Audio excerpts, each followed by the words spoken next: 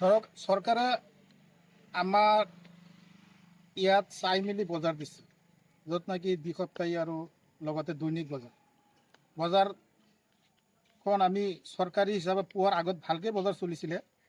যিহেতু যেতিয়া চৰকাৰে আমাক অনুমোদন জনাইছে, বজাৰ আমি টেণ্ডাৰো দিলোঁ, বজাৰত মহলদাৰো আছে। তাৰপিছত ওচৰত প্ৰায় 100 মিটাৰ হ'ব, তাত এখন অবৈধ হিচাপত বজাৰ চলাই আছে। যেহেতু আমাৰ বজাৰতো চব্জি আৰু মাছ, য'ত নেকি গৰু ছাগলী কোনো অনুমতি দিয়া নাই, তাতো চব্জি আৰু মাছ দুটা বজাৰ একেলগত নচলে। যেহেতু জিলা পৰিষদ চিও ছাৰে সেইটো বজাৰ অবৈধ হিচাপত অবৈধ বুলি ঘোষণা কৰিছে, আজি 2 বছৰ হ'ল। তাৰপিছত কাগজত অবৈধ বুলি পাইছোঁ, কিন্তু ফিল্ডৰ কোনো আমি প্ৰশাসনক জৰিয়তে আমি ফিল্ডত কোনো কাম পোৱা নাই। যে কামখিনি যাতে ফিল্ডৰ পৰা বজাৰটো উঠাব লাগে, সেইখিনি আমি আজিলৈ পোৱা নাই। যাৰ ফলত আমি এইটো ধৰক DC মেমৰ লগতো প্ৰায় আজি 3-4 বাৰ আমি যোগাযোগ কৰিছোঁ, কিন্তু আমি তাৰ ফলত কোনো প্ৰতি উত্তৰ পোৱা নাই। যিখন বজাৰ চলি আছে সেইখন বজাৰৰ পৰা চৰকাৰে ৰাজহ পাই আছে নাই নাই সেইখন পোৱা নাই। আমাৰ এইটো বজাৰ হাছৰা নতুন দ্বিসপ্তাহী বজাৰ সম্পূৰ্ণৰূপে বন্ধ হৈ আছে।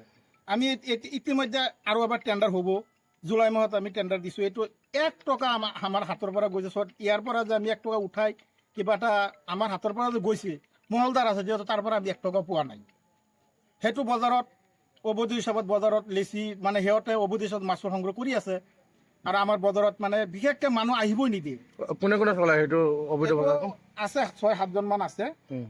সিহঁতক সোধ-পোছ কৰিলে মানে ব্যক্তিগত মাটি বুলি কয়, অকণমান ব্যক্তিগত মাটি, যাৰ ফলত আপোনাৰ প্ৰায় চৰকাৰী মাটি বেছি 65 ফুটতে চব বজাৰ চলাই মেলি তাত এক্সিডেণ্টৰ আমাৰ চকুৰ আগত প্ৰায় বছৰত 2-4টা এক্সিডেণ্ট হৈ আছে ৰাস্তাৰ ওপৰত।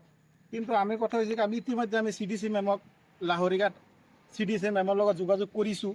তেখেতে কিবা এটা আমাক কৰি দিম বুলি কৈছে। তাতে আমাৰ হাছৰা গাঁৱৰ ৰাইজৰ তৰফৰ পৰা আমি এটা দাবী জনাইছোঁ, হাছৰাত নতুন বজাৰৰ কমিটিৰ ফালৰ পৰা দাবী জনাইছোঁ যাতে অতি সোনকালে আমাৰ এই বস্তুটো চল্ভ কৰি দিয়া যায়। ইতিমধ্যে দেখা গৈছে যে হোজাই জিলাৰ 2খনকৈ বজাৰ ইতিমধ্যে প্ৰশাসনে অবৈধ বজাৰ বন্ধ কৰিছে, আৰু ইয়াত মৰিগাঁও জিলাতে চলি আছে। হয়, এইটো আমি পাইছোঁ, কিন্তু তাত বজাৰ অবৈধ বজাৰ, ব্যক্তিগত মাটিত অবৈধ বজাৰ বন্ধ হয়, আমাৰ ইয়াত অবৈধ বজাৰত মানে বন্ধ হ'লে এনেকুৱা পাইছোঁ। মানে আমাৰ ইয়াত তাৰমানে এইটো নচলে। তাৰমানে অবৈধ বজাৰ যেনেকৈ পাইছোঁ, তাৰমানে আমি বহুত কষ্ট কৰিছোঁ। তাৰমানে এনেকুৱা বজাৰ অনাৰ পিছত, বজাৰ দিয়াৰ পিছত ইমান আমাক দৌৰা দৌৰি কৰাইছে, তাৰ পৰা আমি মানে কাক জনাম, মানে আমি বাধ্যত গৈছোঁ। সেইটো কাৰণে আপোনালোকে আহিছে, যিহেতু সাংবাদিকবিলাক আহিছে, আপোনালোকেও আহিছে, এইটোৰ জৰিয়তে যাতে চৰকাৰক আমি দাবী জনাইছোঁ যাতে অতি সোনকালে সেই বস্তুটো নাইকিয়া কৰি অবৈধ বজাৰটো উৎখাত কৰি দিব লাগে।